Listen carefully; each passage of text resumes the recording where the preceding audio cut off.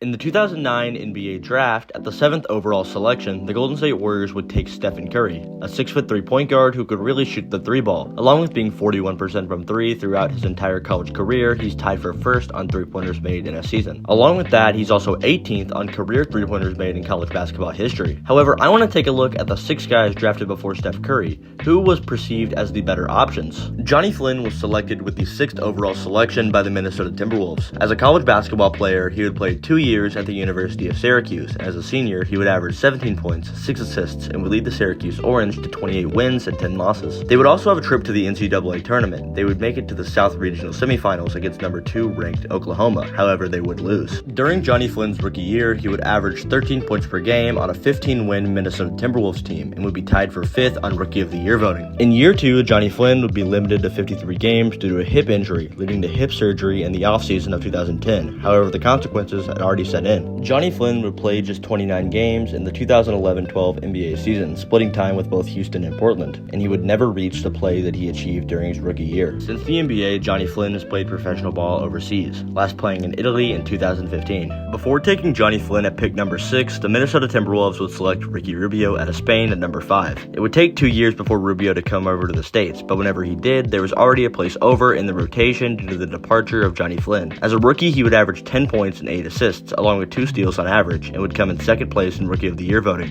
One of the issues Ricky Rubio had during his NBA career was his inability to improve. After his rookie year, he stayed around that 10-8 mark for the rest of his career. Another issue he had was his inefficiency. He had more seasons under 40% from the field than over it. Since Ricky Rubio's rookie year, he played with the Timberwolves till 2017 before joining the Jazz, and then joining the Suns in 2019 before going back to Minnesota in 2020. And ever since 2021, he's played with Cleveland. Tyreek Evans was selected at slot number 4 in the 2009 NBA Draft by the Sacramento Kings. He played 1 year at the University of Memphis, and as the main contributor on offense, he averaged 17 points a night on 45% shooting. And that year, the Tigers went crazy, going 33-4. However, would lose in the West Regional semifinals to number 3 Missouri. As a rookie, Tyreek Evans would win 2010 Rookie of the Year after averaging 20 points, 6 assists, and 5 rebounds. However, it was so downhill from there. Tyreek Evans was pretty good throughout the rest of his career. However, he never reached that rookie success he had. He almost got back to those stats in Memphis in 2017, however, it was back to usual come 2018. Out of the 6 players drafted before Steph Curry, James Harden had the best career out of all of them. To start his career off, he would play 3 seasons as a 6th man for the Oklahoma City Thunder, in fact winning the 6th Man of the Year award in 2012. In 2012, the Oklahoma City Thunder would make it to the NBA Finals after having a dominant playoff run that saw them go 16-3 in the first 3 rounds. In the NBA Finals, they would face a team with something to prove, that being the Miami Heat, who had just lost in the NBA Finals the year previous. The Thunder would win Game 1 in a very encouraging victory. However, they would drop the Final 4, losing the series in 5. The Oklahoma City Thunder would fail to reach an agreement with James Harden on a contract extension, leading to him being traded to Houston shortly before the season started. In the years James Harden played with the Rockets, they were a consistent 40-50 win team. However, the Rockets were never able to reach the finals. They got close in 2015 and 2018, but lost in heartbreaking fashion, both at the hands of the Golden State Warriors. During his Rockets tenure, he also won an assist champion, 3 scoring titles, an MVP, becoming the 2nd player in NBA history to win both a 6th Man of the Year and an MVP, joining Bill Walton, along with multiple All-NBA selections. However, James Harden got fed up with the Houston Rockets in 2020 and forced his way out of there via gaining a bunch of weight. He would find himself in Brooklyn, joining Kyrie Irving and Kevin Durant. This was the best situation possible for James Harden. However, that big 3 would only play 16 games together. A playoff series lost later,